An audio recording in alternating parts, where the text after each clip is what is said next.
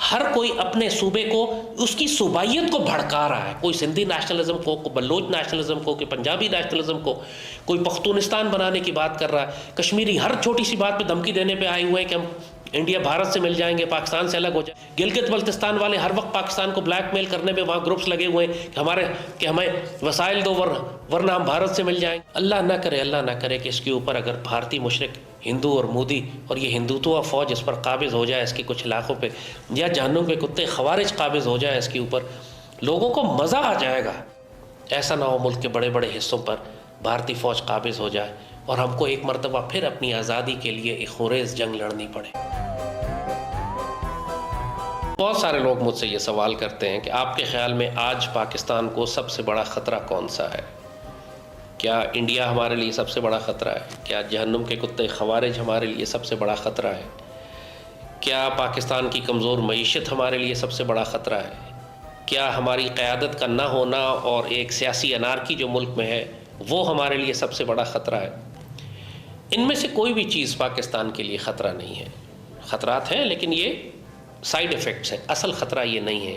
جس چیز سے مجھے فکر ہوتی ہے، you are a Pakistani and a Muslim first, یہی انفارچونیٹ بات اس وقت میں دیکھ رہا ہوں۔ آپ تمام صوبوں میں الگ الگ سیاسی جماعتوں کی حکومتیں قائم ہیں اور 18ویں ترمیم کو استعمال کرتے ہوئے ہر کوئی اپنے صوبے کو اس کی صوبائیت کو بھڑکا رہا ہے، کوئی سندھی نیشنلزم کو، کوئی بلوچ نیشنلزم کو، کوئی پنجابی نیشنلزم کو، کوئی پختونستان بنانے کی بات کر رہا ہے، کشمیری ہر چھوٹی سی بات پہ دھمکی دینے پہ آئے ہوئے ہیں کہ ہم انڈیا بھارت سے مل جائیں گے، پاکستان سے الگ ہو جائیں گے۔ گلگت بلتستان والے ہر وقت پاکستان کو بلیک میل کرنے میں وہاں گروپس لگے ہوئے ہیں کہ ہمیں وسائل دو ورنہ ہم بھارت سے مل جائیں گے۔ مذاق سمجھا ہوا ہے لوگوں نے یہاں۔ یہ پاکستان اس کی یہ قیمت تم لوگ لگا رہے ہو کہ ذرا سی بات پہ کہتے ہو ہمیں دیوار سے لگایا جا رہا ہے، ہم پاکستان توڑ دیں گے۔ اس قوم کو مجھے خوف اس بات کا آ رہا ہے کہ اللہ اس کو قدر کروائے گا پاکستان کی۔ اللہ نہ کرے کہ اس کے اوپر اگر بھارتی مشرق ہندو اور مودی اور یہ ہندوتوا فوج اس پر قابض ہو جائے اس کے کچھ علاقوں پہ، یا جہنم کے کتے خوارج قابض ہو جائے اس کے اوپر، لوگوں کو مزہ آ جائے گا، مزہ چکھ لیں گے یہ ایک دفعہ تسلی سے کہ ہندوؤں کے نیچے رہنے کا کیا انجام ہوتا ہے۔ ان کو آج پاک فوج بری لگتی ہے، ان کو آج پاکستان برا لگتا ہے، پاک سرزمین کا سبز ہلالی پرچم برا لگتا ہے۔ کوئی ایک اس وقت جماعت یا فرد ایسا مجھے نظر نہیں آتا جو پاکستان کی خاطر قربانیاں دے رہا ہو، سوائے ہمارے پاک فوج کے افسروں اور جوانوں کے، جو واقعتاً قربانی دے رہے ہیں، سیکریفائز کر رہے ہیں۔ تنخواہ تو پورا ملک لے رہا ہے، یہ تانا ان کو دیتے ہیں کہ پاک فوج کے افسروں کو تنخواہ تو ملتی ہے، تنخواہ تو پورے ملک میں تمام سرکاری ملازمین کو ملتی ہے، ججوں کو بھی ملتی ہے، حکمرانوں کو بھی ملتی ہے، ایم این ایز اور ایم پی ایز کو بھی ملتی ہے، مگر پاکستان کے لیے قربانی کوئی بھی نہیں دے رہا۔ مجھے خطرہ اسی بات کا ہے کہ یہ جو صوبائیت اور لسانیت اور فرقہ واریت اس وقت پھیل چکی ہے، اور ہم ایک مسلمان ہونے کے بجائے، ایک پاکستانی ہونے کے بجائے اپنے آپ کو اپنی سیاسی جماعت سے وابستہ کرتے ہیں، صوبے سے وابستہ کرتے ہیں، اپنی برادری اور زبان سے وابستہ کرتے ہیں، یہ وہ زہر قاتل ہے ہمارا، استغفر اللہ، کہ جو ہمارے ملک کی عوام کو، مجھے خوف آتا ہے کہ کہیں ان کو ہندوؤں کے قبضے میں نہ دے دے۔ مجھے خوف اسی بات کا ہے۔ ہندوتوا کوئی مسئلہ نہیں ہے ہمارے لیے، غزوہ ہند کی بشارت ہمیں سیدی رسول اللہ نے عطا فرمائی ہوئی ہے، ہم نے قبضہ کر ہی لینا ہے، ہم نے ان کے حکمرانوں کو زنجیروں میں لپیٹ کر ہی لانا ہے۔ یہ جہنم کے کتے، ان کے سر کاٹنے کے لیے اللہ نے پاک فوج بنائی ہوئی ہے۔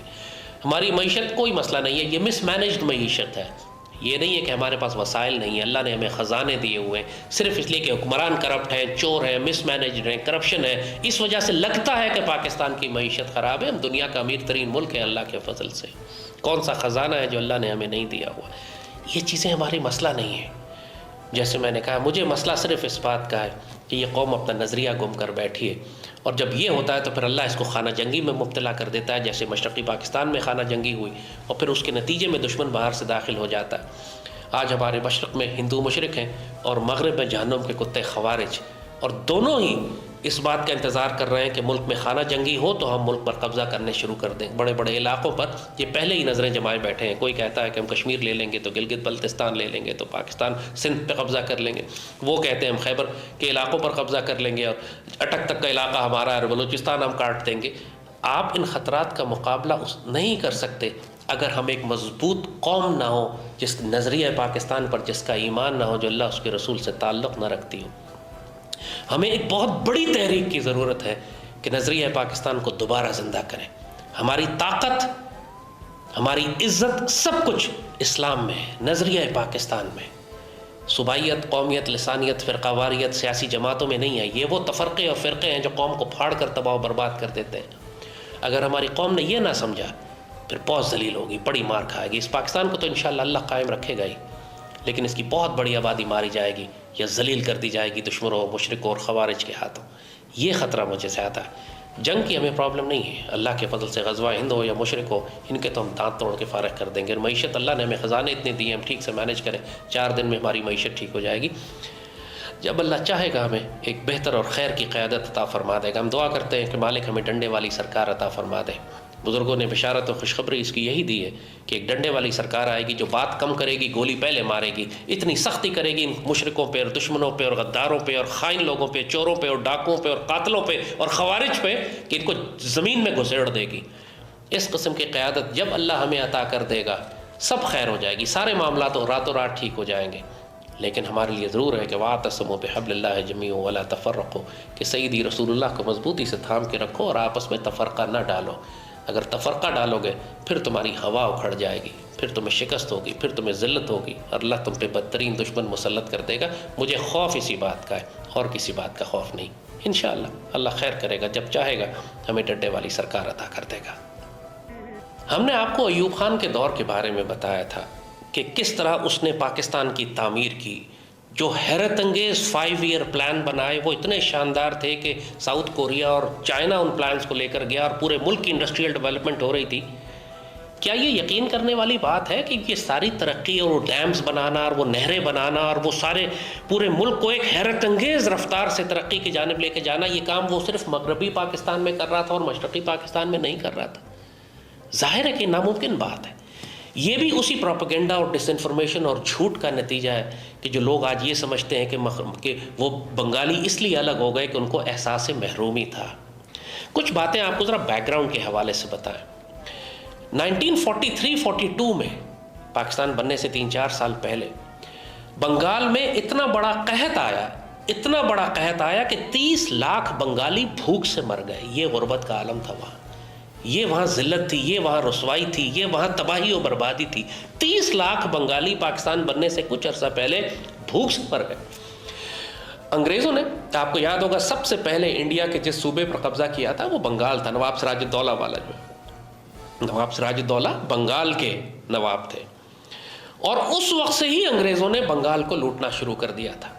یعنی 1777 میں آئی تھنک یا 1757 میں نواب سراج الدولہ پر انہوں نے قبضہ کیا تھا بنگال پہ، اور 1947 تک تقریباً 200 سال ہوتے ہیں. انہوں نے نوچ کے بنگال کو خالی کر دیا تھا، اور پورے انڈیا میں سب سے غریب صوبہ، سب سے کم تعلیم یافتہ، سب سے جاہل صوبہ بنگال تھا. جیسے کہا پاکستان بننے سے چند سال پہلے وہاں پہ بھوک سے صرف 30 لاکھ لوگ مر گئے. غربت کا یہ عالم تھا. پھر پاکستان بن گیا.